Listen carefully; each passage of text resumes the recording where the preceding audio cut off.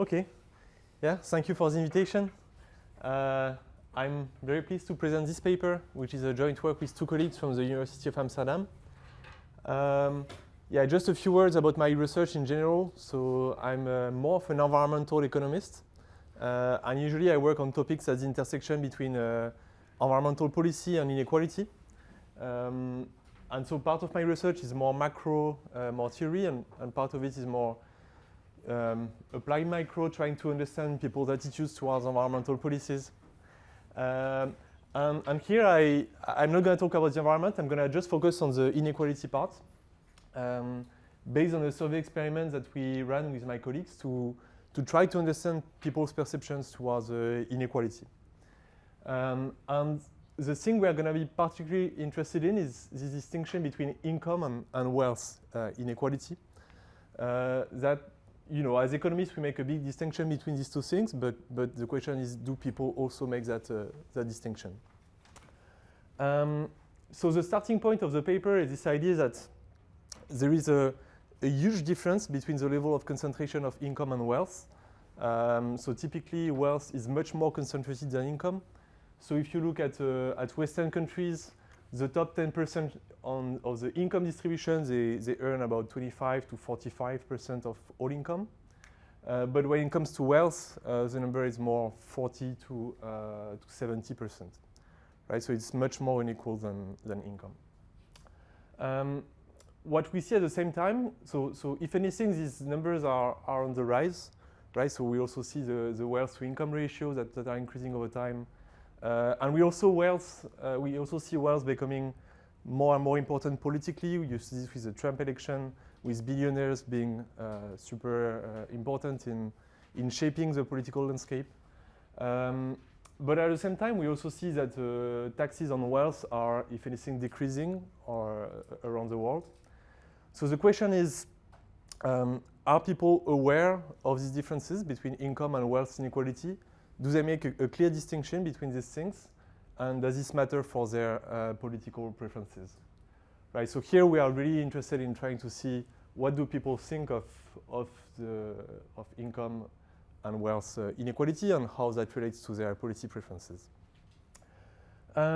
We do this in the case of the Netherlands for several reasons. So first, we are all living there.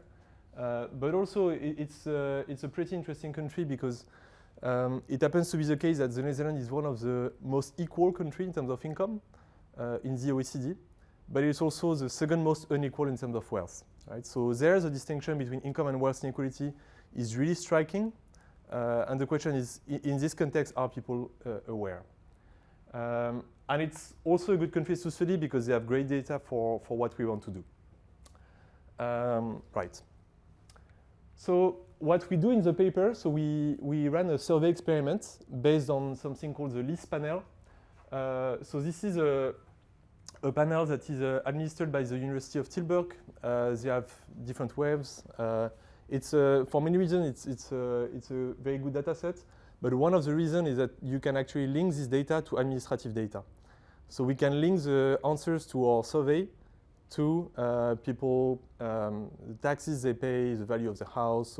So we have precise information on their actual income, actual assets, and all those things. So with our survey, we measure the people's perception about the level of income and wealth inequality. We also measure their perceived own rank in this distribution, so where they think they stand compared to other people. We also look at their policy preferences, their attitudes towards fairness, inequality. And then we also look at the effect of some information treatments about the level of inequality, about their own rank. And we try to see whether this matters for their policy preferences. Right, so the objective here is really to compare across the two domains of income and wealth. So to what extent do people distinguish the level of inequality between income and wealth? Their own position in the income and wealth distribution, whether they have precise belief about one, about the other. And then also to connect all this to their policy preferences. And that's why having this survey that can be linked to CBS data on people's actual characteristics is very important. So what we find, so first on inequality, what we see is that people largely overestimate the level of income inequality and largely underestimate the level of wealth inequality. And as a result, they perceive very little difference between the two levels of inequality. And they, more specifically, they underestimate the difference by a factor of 10. Right? So they see so we use the same measure for both kinds of inequality, so the share of the top 10%, because it's very comparable across the two domains. And so the actual difference is 36 percentage points, and they perceive a difference of 3.4 percentage points. Right? So they virtually don't see any difference between the level of income and wealth inequality. When we inform them about the actual levels, we do see that we can shift their views about the level of inequality, but we see little effect on their policy preferences. Right? So I think to some degree, these policy preferences are very well anchored, and providing some information in the survey is not enough to really shift their policy preferences. Now, turning to rank, so we document a strong center bias, both for income and wealth, meaning that people basically all think they are in the middle of the income distribution or wealth distribution.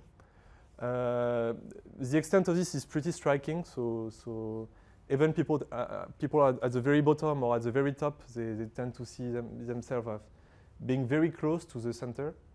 And they do this to a similar extent for income and wealth. But what we also see is that, so we also provide feedback on this, and we also see that so basically whenever we provide feedback on their own income, they really update also their beliefs about their own wealth, and vice versa, right? So we'll see that there are several pieces of evidence that suggest that there is a strong confusion or overlap in beliefs between the two concepts.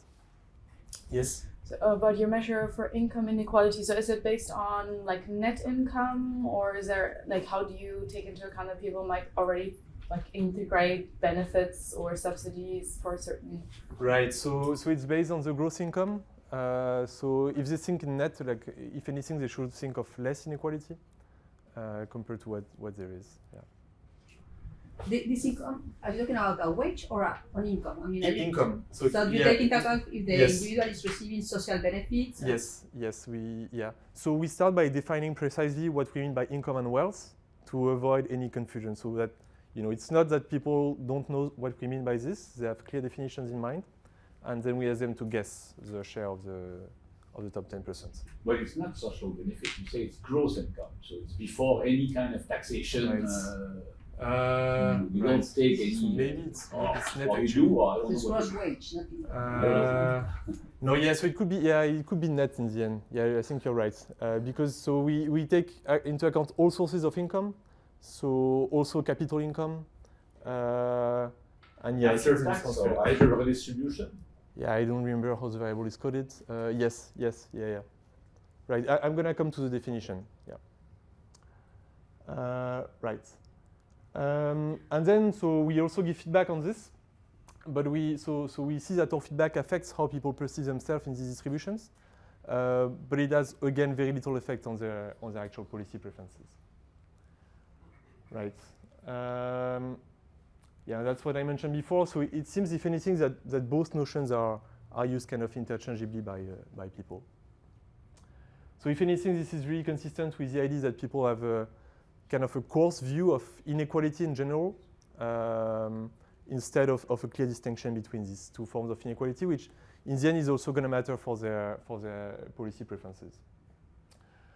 Then we also turn to some policies, so we look at specific policy opinion, and we also ask them for their preferred tax rates on income from labor or income from capital. And we see that they basically don't distinguish, meaning that they want to tax income from capital and from labor in the same way, right? So same level and roughly same progressivity. Right. Okay, so in terms of contribution to the literature, so there is a large literature looking at people's perception of inequality, but with very much a focus on income inequality. Right, so there are these papers, so I think two exceptions are Norton and Ariely, who look at people preferred wealth distribution compared to the actual wealth distribution.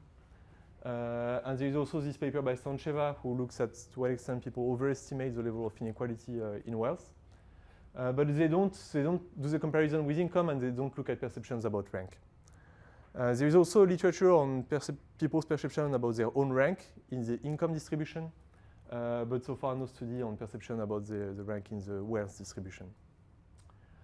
And then on wealth, so there are a few studies who look at people preferences towards wealth taxes, estate taxation, with mostly a focus on to what extent do people want to tax wealth, depending on whether it's inherited or a result of savings.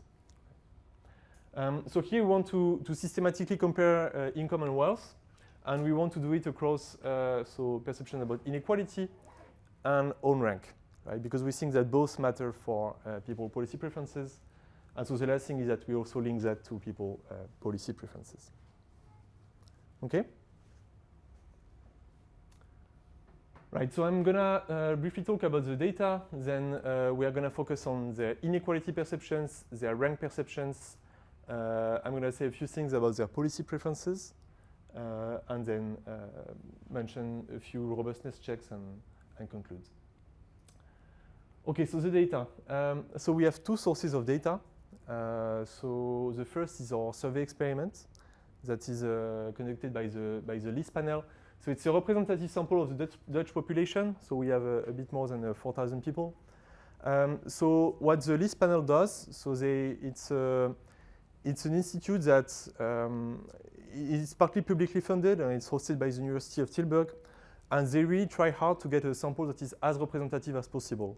So they also lend tablets to people who are from lower income categories, make sure they have internet connection, to really make sure they can represent everyone in society. And they have different waves. So there are the core surveys, and there are also then some topical surveys on religious beliefs, for example, more political affiliation. And as a researcher, you can also apply and conduct your own survey. So that's what we did. And then you can also link these survey answers to people's administrative data to have their income, their wealth, the value of their house, anything like this. Right, so this is really important because this is a way to link people's attitudes toward policies, their beliefs, their perception about inequality and so on, to the actual level of their income and wealth. Right. So without this administrative data, I mean, you will be fine if you want to study income, because usually if you ask in a survey, people are pretty good at giving their income, but much less so at giving their wealth, right? So if you want to study wealth, I think this data is pretty important. In terms of representativity, so the survey is not perfectly representative on observables. So people are a bit older and a bit richer than the actual population. It could be due to selection into the survey. So a bit more than 6,000 people were invited, and 4,500 responded to the survey. So that's 71%, which is pretty high compared to typical surveys. And then a few responses were incomplete, but we show that there's no selective attrition across treatments, right? So it's not that people dropped out more if they were in some treatment than others. And then not everyone accepts that their answer be linked to CBS data, so they have to give their approval when they enter into this LIS panel. But the people who do accept are not statistically significantly different from people who don't accept on these observable characteristics. Right, so in terms of experimental design, so the main structure is as follows. So there are 4 steps into the paper, and the first step is to precisely define income and wealth to everyone. So we give to everyone the same definition for income. For wealth, we give 2 alternative definitions, one where we include pensions into wealth and one where we don't. There are different reasons. First, it's kind of debatable whether pension should be accounted as wealth or not, because it's very liquid wealth. So in the literature, some people account for pension, some don't. Here we have a treatment with and without. One reason being that if you do include pension, you get much less inequalities than if you don't. Right? And so this is going to be a way for us to, when we give feedback to people, about the actual level of inequality, having some people receive feedback with more or less inequality depending on whether pensions are included or not in the definition of wealth. Then we look at people's perception about income and wealth. So we focus on the share of the top 10%, and we use this because we think it's a pretty easy concept to understand. Even we can, when we show the treatment video, it's pretty easy to graphically represent. And it's also very comparable across the two measures of income and wealth. But you could use any other quantile, the top 1%, yes. The top 50%, the top 20%. Have you done some robustness check with respect to no, so because I mean, it might matter to some extent. Yeah, people yeah. have no fantasy about top 1%. Yeah. No. So of course, but the thing is that if you wanted to test different levels, we'll have to split the sample for every time. So this will be pretty costly in terms of statistical power. So yeah, we don't think this is really the one where it's most interesting to split our sample. But still, it was a big decision to take, whether we take 10%, 1%, 5%. I think for wealth, typically the 1% is more interesting, but for income, not so much. So in the end, we decided to go for the top 10%, because it's a measure that is widely used in the literature, so we went for this one. It would not have been very difficult to do some robustness check, just to check whether the appraisal depend upon this choice or not. To what extent it does, it will. Yeah, I mean, you have to get a bigger sample, because otherwise or you make people repeat the exercise with different shares. That will also have been possible. Yes, why can't you ask them more than one question? Yeah, we can, but each time you had a question like this, you introduce some kind of survey fatigue. So you also don't want to. I mean, every layer you add to the survey has a cost, right? And so there are always trade-offs. Yeah. Yes. I was also wondering if that's the really relevant one, because I mean most of the people are not close to the 10%. Yeah. And so is inequality also wealth inequality? I mean, at 10% you might not necessarily see them. So what you care about is how big are the houses of your neighbors, or what cars they are driving. Yes. And so is that really the dimension of inequality that people? Yeah, because for the tax base it matters a lot, right? The one that are really at the top. So when you're going to increase taxes, a lot of the resource you're going to collect is going to come from there. Right, so a lot of decisions when it comes to taxation is going to be determined by what happens at the top. You're studying fairness and this kind of things. Yeah. Fairness is usually based on the people around you and not necessarily the tax base. Right, so maybe what I'm going to mention about people's perception about their own rank is going to partly answer to that. Yeah. But I mean, there are many different definitions of inequality, many different measures. We have to pick one, right? So this is the one we use. Of course, there are other relevant measures, but yeah. Okay, so then we look at perception about people's rank in the income and wealth distribution. And so we ask them to guess the share of people who are richer than them, right, for income and for wealth. And then we give them a feedback, right, and we see how they update their belief. And lastly, we measure different outcome variables, so their meritocratic beliefs, so to what extent they think effort versus luck matters for economic success, perceptions about fairness, their preferred tax progressivity, and so on. And we'll try to look at the link between these things and these things. Okay? Right, so in total, our survey is divided like this. So it's a 4x3. So some people, the survey focused on income.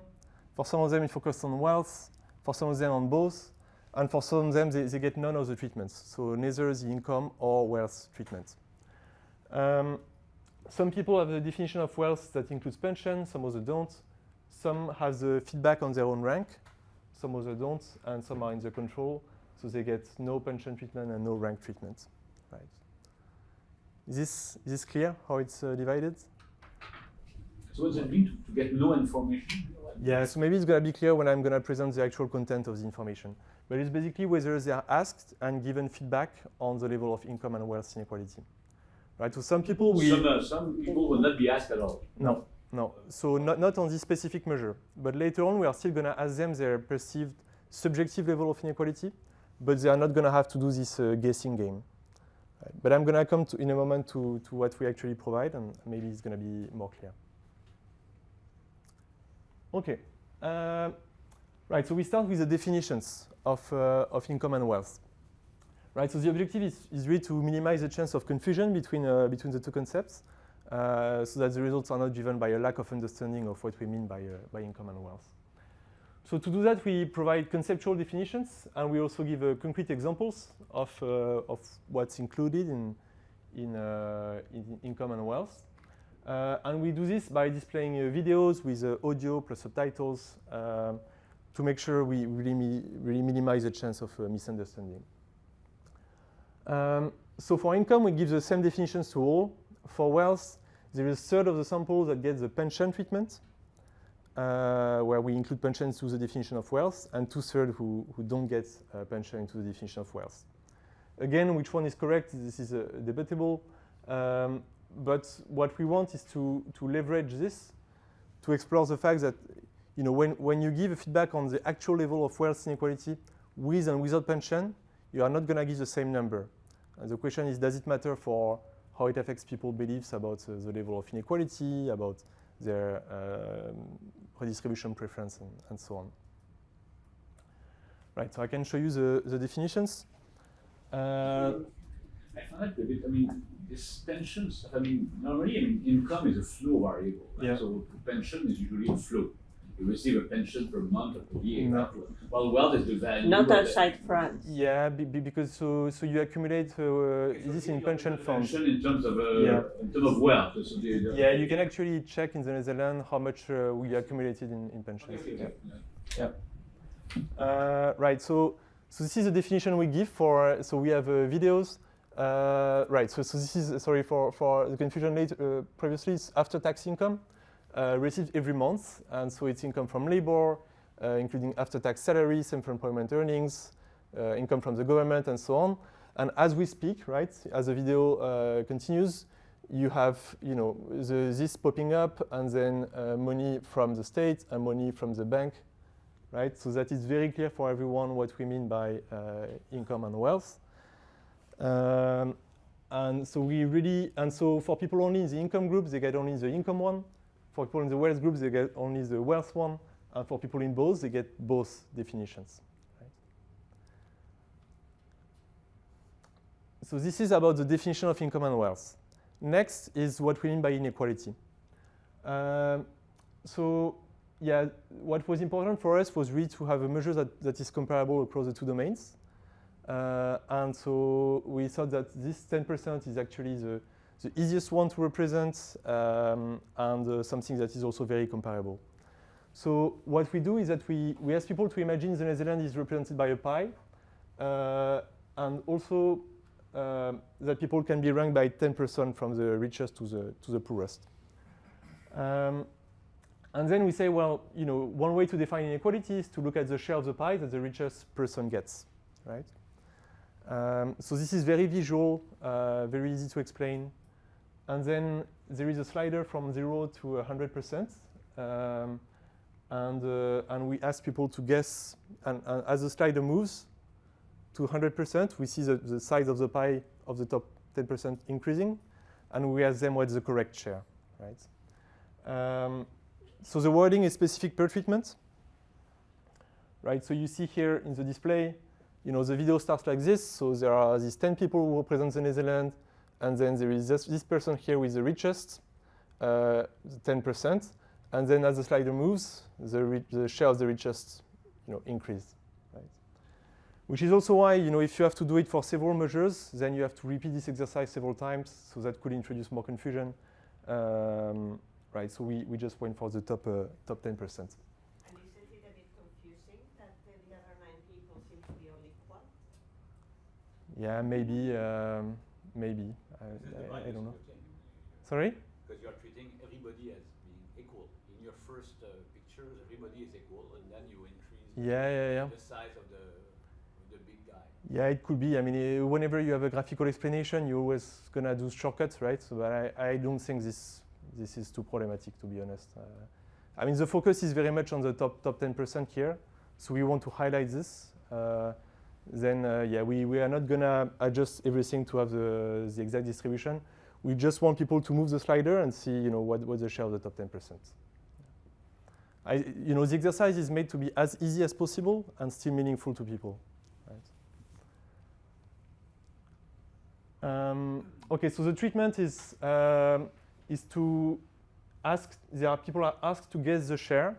So we consider this as being part of the treatment, right? Because they really have to reflect on income inequality or wealth inequality or both, and then they are provided with the correct answer.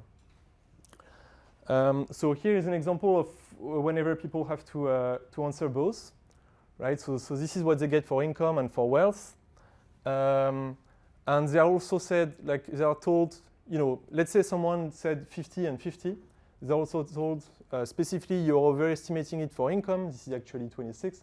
You're underestimating for wealth. It's actually 62. Right? To make it, you know, very salient which way they were wrong. Okay. Yes.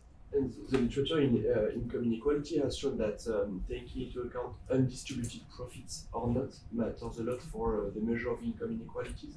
So here you're only talking about taxable income inequality. Yeah. Okay. And yes. Okay. So can it be if they underestimate massively? Do you know? So have you tried to compute the taxable income inequality versus the dynastyle income inequality? No, we haven't tried. So we tried. So we use several sources to have this number of inequality. We have 3 different sources, and they all converge to this number. But they're also all based on the definition we provided here. So it could be that people have a different definition in mind, which is consistent with higher level of inequality. But I don't think any definition of inequality will be consistent with what people think. Yeah, you will see the confusion is pretty strong. Okay, so inequality perceptions. So here is a distribution of the perceived top 10% for income and for wealth. Right, so you see that these very largely overlap. There are essentially 2 modes, so one a bit below 50%, one a bit above 50%. People do consider that there is more wealth inequality than income inequality. But the difference is not very big, so this is the actual difference, so this 26 and 62. So the difference here, the gap is 36 percentage points, but people only perceive 3.4 percentage points of average difference. Right, so they overestimate income inequality, they underestimate wealth inequality, and about the difference, the order of magnitude of the mistake is a factor of 10. Right? So most people correctly think that there is more wealth inequality than income inequality, but they are just vastly wrong about the magnitude. So when we do the both treatment, we make it very salient, you know, the comparison between the two, because they get both definition. They have to make a guess about both. So there, the perceived difference increase a little bit. And it's all driven by higher perception of wealth inequality compared to income. But still, the magnitude of the perceived difference is very small compared to the actual difference. We also show that whether we include pension into the definition of wealth makes absolutely no difference. So, you know, when we include that, people don't perceive that there is less inequality or anything, right? So this is a distribution with and without pension into wealth, and they are basically the same. Right? But coming back to earlier question, these data on perception are based on the post-tax income, after redistribution, yes. Or the before tax? After, yeah, after. Okay, Yeah, these are the assessments after tax. Yes. Yeah, sorry for the confusion, yeah, it's after tax. Yeah. Right. So we do some heterogeneity analysis. So we see that on average, people who are more at the left of the political spectrum, they perceive both higher level of income and wealth inequality, and somewhat a higher difference between the two. Same for people who are more educated. They perceive a bit more difference between the two, but mostly they perceive both more income and more wealth inequality. And older people also perceive a bit more inequality, but no better difference between the two. So if you look at the figures, yeah, so this is income perception and wealth perception for In plain, the high education, and dotted lines, the low education. And here you have for people who are younger and older. And here it's by political affiliation with so this is left, center, and right, based on their vote at the previous election. And you see that people at the left are perceive both, more inequality both for income and for wealth, mostly for wealth. But still, if you look at the perceived difference between the two, it's 5.9 percentage points. So much smaller than the actual difference. Yes? Okay, just still clarification so if you go back to the slide that you just showed, so you own the data, so you only ask for this task when you give them the definition beforehand. Yes. Yeah. Okay. Yeah. So when you say like 65% correctly that wealth inequality is higher than income inequality, this is from the both. For the both treatment, yes. Yeah, because we could not do it for the other ones. Yeah. Oh, okay. I was confused because then afterwards you talk about the both treatment and okay. Right. Okay. And I'm shocked by the number of replies you have to the very right. Yeah. I mean, people are replying, Yeah. the 10% gets 90% of the income. Yeah, but it's not uncommon to hear in the news, like, the top 1%, they have a lot. I mean, you hear different a lot numbers, of 90% is... Yeah.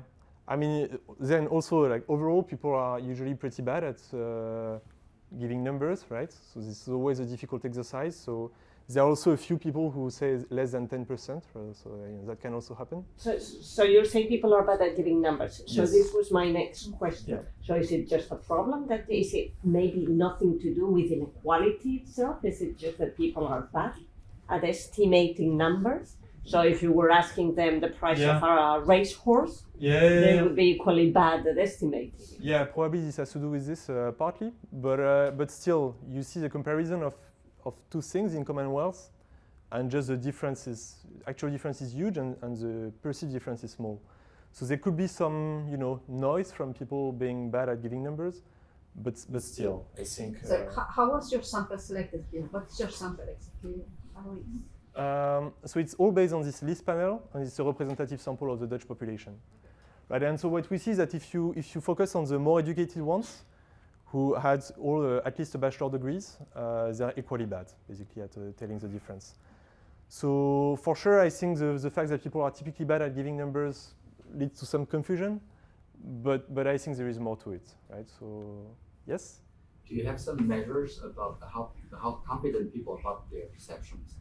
So there's a very close literature on cognitive bias. Yeah. So if people are very uncertain about their perceptions, they tend to go to the middle, and this seems to be what you find here. Yeah. No, it's interesting. So this is something we could have added to the survey. I've done it in a previous survey, and the one who said they were most confident were the most wrong.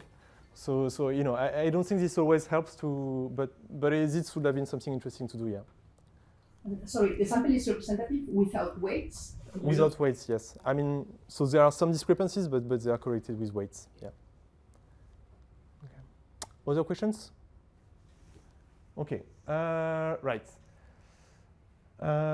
Okay, so now let's look at the effect of providing information, so the feedback we give on the actual level of income and wealth inequality. So first, when people are told, so what we do after giving this is that we ask subjectively on a scale from 0 to 10 how they think the Netherlands is unequal in terms of income and in terms of wealth. Right? So just a subjective perception of the level of inequality to see whether the feedback we give has had an effect on their perception of inequality. When people were in the income group, they were focused on income, they had to get the share of income, and they received the income feedback, which typically is a feedback lower than their initial guess, right? And if you look at, on average, how much they perceive inequality subjectively compared to the control group, they perceive to be both less income and less wealth inequality, right? So they shift their belief across the two dimensions, although they receive information only about income. Now, people who were in the wealth treatment without pension, so the high level of wealth inequality, they shifted their beliefs in the other direction, right? So the feedback they receive, the 62%, is higher than their guess for most of them. And so they now perceive both higher income and higher wealth inequality. Interestingly, they update even more in terms of income than wealth, but the difference between the two is not statistically different. And then people in the pension treatments, so they receive feedback about wealth with pension. So wealth with pension is 48%, the top 10, which is consistent with the average belief of people. And so basically you see that compared to the control group, they didn't really update their belief. If anything, they updated their belief about the wealth as being a bit more unequal than what they thought, right? But it's not very strong. Now, interestingly, if we look at the people who receive both feedback, they basically don't update at all. And that was really a surprise to us because we thought, well, this is going to polarize their belief, right? So most of them, they were told that there is more wealth inequality than they thought and less income inequalities than what they thought. But still, it seems that they are averaging out both things, and they just perceive both income and wealth to be just as unequal as a control group. Right? So this is kind of a strange pattern of not only cross-updating, but one told that one is more unequal and the other less unequal, they just perceive both to be as they were. Right? And this is something that is going to come back later on when I'm going to look at the feedback on the rank, is that people take any information about one dimension or the other and they just average across both. Right, so yeah, this is basically a description of what I said. So people, when you receive the income treatment, less inequality, you update your belief. When you receive the wealth treatment, you update with more perceived inequality if pensions are excluded, and then cross-updating and this averaging out. Right, so the mechanism, we can only speculate here, but it seems really consistent with people having a coarse view of, inequality in resources in general, for which, to which both income and wealth inequality are informative. But again, they don't make a sharp distinction between these things. Okay?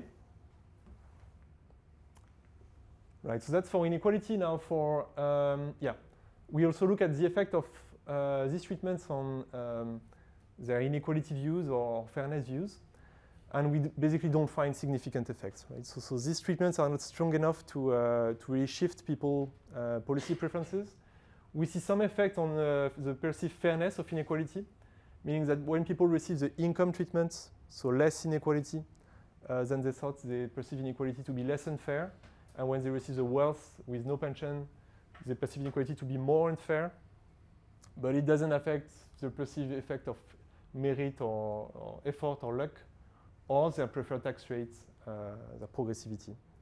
So we construct this progressivity index based on their response to different taxes on preferred taxes on income and on wealth at different levels.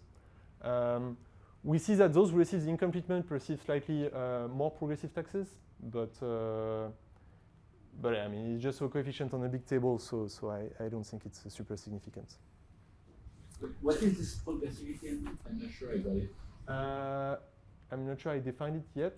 Okay. I think the definition is later. But basically it's, so we ask people their preferred tax. So we present them 3 cases. So someone who earns 2K, 5K, 50K, how much of that should be taxed? Right? And so they can give the 3 answers. And we do that for... different rate for each of these 3. Yes. And we do that for income from labor, income from capital, and we also do it with the inheritance tax. And based on that, we do a normalized index, and which is our progressivity index. Yeah. So here you distinguish between the income source for that, but you don't for the inequality source, right? No, we do it later on. Yes. Yeah. At the end of the survey. Yeah. Yes. If you go back to the slides before with the. Yes. Yeah. So, have you tried to look at heterogeneity depending on how far the people were from the true response and how this varies with the effect? Yes, partly we did, but we can't derive too strong conclusions because we don't elicit the priors of the control group. And so then you don't have a clear counterfactual. So people who overestimated or underestimated might be different for different reasons, right? So, But you could trim at the top and at the bottom those zeros and 90% that yes, that you yes. get. So what we can do is to do kind of a regression discontinuity around people who guessed just above or just below, and so whether they receive the feedback telling that there are more or less inequality, but the discontinuity is not sharp enough that it doesn't make a significant effect, right? I mean, because if you guessed, say you guessed like 25 or 27, and we tell you it's 26, you are not gonna drastically update your beliefs one way or another. Yes? What was your motivation behind not having a control group that received information but no feedback? So the one to guess and not the feedback, yeah, is because we wanted to have one group where inequality in income is salient, one where inequality in wealth is salient, and another where we don't make these things salient. That was the motivation. Because asking people to already reflect on income inequality, whether you give the treatment or not, could trigger something that's... But I mean, your treatment couples salience with feedback. Hmm? Yeah, but we think of this as being part of the treatment. Yeah, I know, but like this is basically you have a two-part treatment, and so you can't really say which one is driving. Yeah, so one is focused on, so if you compare income versus wealth, which is our main thing, right? So in both cases, you have the same pieces, just one is only specific to income and one is only specific to wealth. But you always have the feedback. Yeah. Which so this is a comparison one to make. Yeah.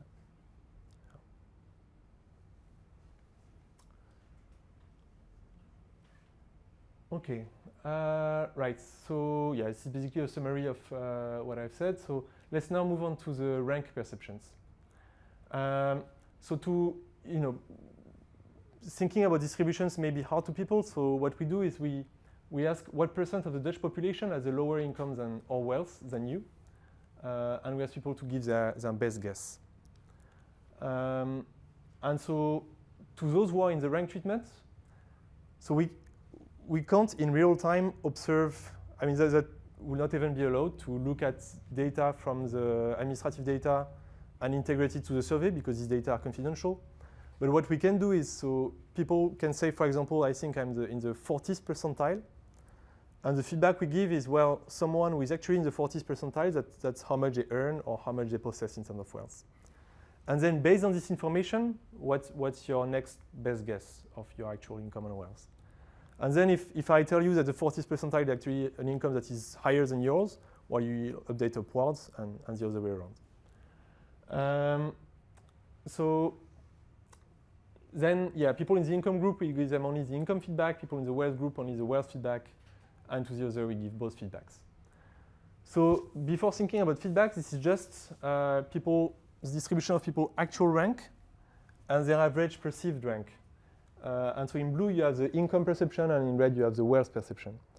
And so you see that you have kind of let's say a hockey stick kind of graph where it's pretty flat all the way, and just at the end, people at the very top, they tend to know that they are richer. But for most of the users, they just think they are basically in the middle of the income or wealth distribution. This is known in the literature? For income, yes, but there was no comparison of income and wealth. So what we see is that the dynamics are pretty much the same. So you can estimate the elasticity. So because basically if people are one rank higher in income, they think they are 0.3 rank higher.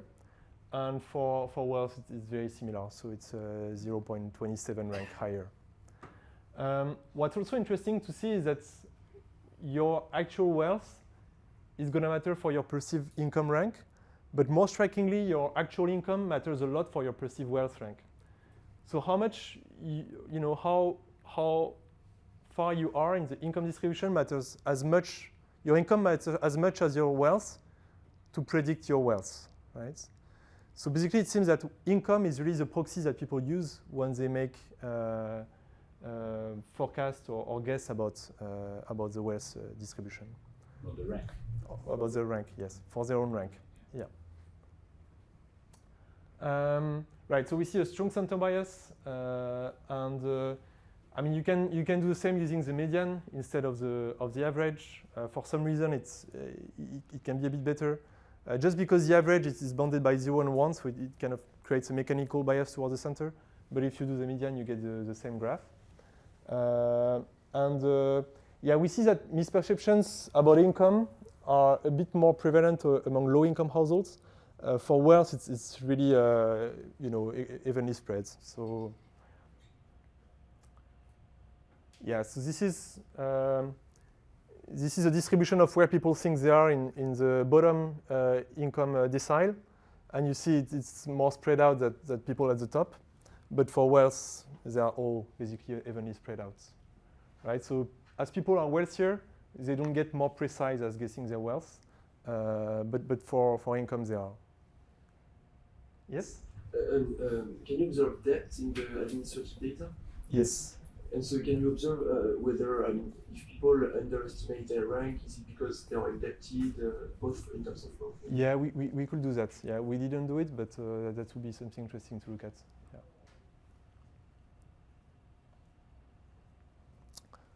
Okay. Right. Now, so what happens when we give the feedback? Well, first we see that people do update their beliefs.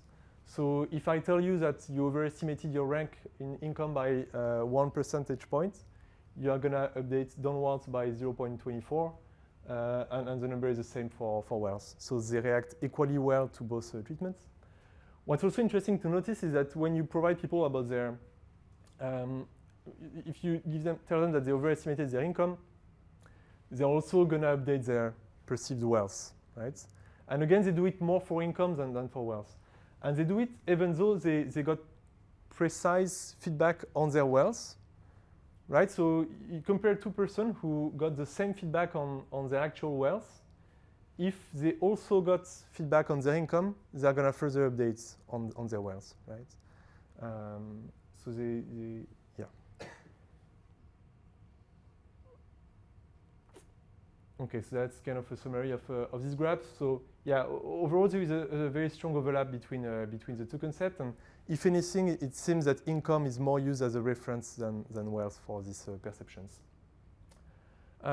If you look at the effect of giving this rank feedback on meritocratic beliefs, fairness views, and so on, we don't see very strong effects, right? So it's not super significant, and this kind of feedback is not strong enough to really shift people's beliefs about policies. Right, so now let's look at policy preferences. So that's something we did at the end. And so there, yeah, we are going to distinguish within income between income from wealth and income from labor. And we look at preferred tax rates. So the reason we did this is because we can compare the tax base. So you can ask to the same person how much you will tax 2K earned from labor or 2K earned from wealth, and then same with 5K and then with 50K. And you can plot the distributions. But what we see is that basically people want to tax income from labor and wealth at roughly the same level. They essentially don't make a distinction. If anything, it seems that they want to tax wealth a bit more, a bit less progressively than income from labor. And yeah, then if we compare with people in the US, Fissman and co-authors, they don't do exactly the same exercise because they compare taxes on the stock of wealth and taxes on the flow of labor income, which makes more of a distinction between those two. But at the same time, you can't compare directly the rates because they are on different bases. But if anything, we show that in the Netherlands, people prefer higher taxes than in the US, and much more progressivity, right? So basically in the US, people wanted to tax everything linearly, while here they have pretty strong preferences for redistribution. Yes? Do you have a sense of how aware the respondents are of the actual tax system in the Netherlands? Yeah, no, we didn't ask them to guess those taxes. Yeah. No. Okay, so now a few things about data quality. So yeah, we investigate a few indicators. So first we get rid of the 10% who answered the fastest or the slowest. We also have an open-ended question on the cause of inequality. And we get rid of the 20% who gave the smallest response in terms of words. So basically to keep only the one who seem to have had the most attention to the survey. And we show that basically the perceived inequality, treatment effects are are not different for these people than they are for the other ones, right? So you get really the same kind of distribution. Then we have a matrix where it's pretty tempting to just answer the same thing for all the questions, and a few people do, but not too many of them, and also their answers are not statistically different from the others. And then we look at a few things like, we have a question asking, the agreement with the statement that the rich should bear a larger share of the tax burden compared to the poor, and this highly correlates with our progressivity index.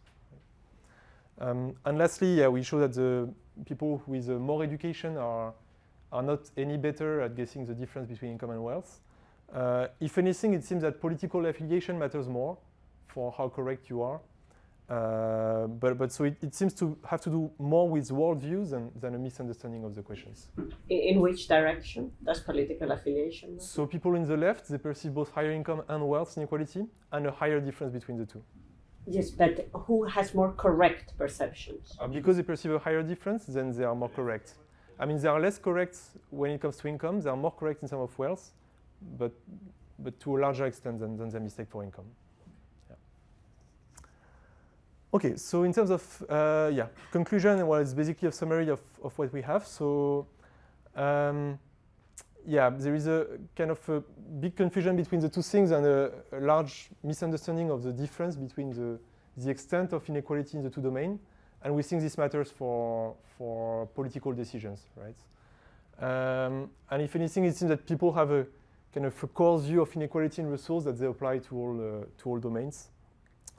And they seem to use a bit more income than wealth as a reference concept, maybe something easier to get order of magnitudes on. And we also document the center bias for both. And we show that the effect of information treatments are not very strong. So they do shift their rank perceptions, inequality perceptions, but they hardly shift policy preferences. Right. So ways forward. We see this as a first step to look at really this. I mean, the literature really focused on income, and we think wealth also matters, right? So we want to highlight this as a promising area for future research. We have two projects in parallel. So currently we have one paper on narratives about the cause of inequality.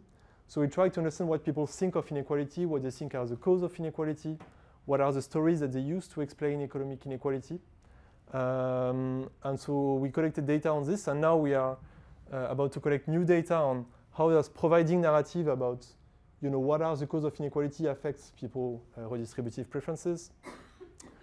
And in the future, we want to further exploit the CBS data, so to have people history of income shock, wealth shocks, and look at the impact on their policy preferences. Right, thank you.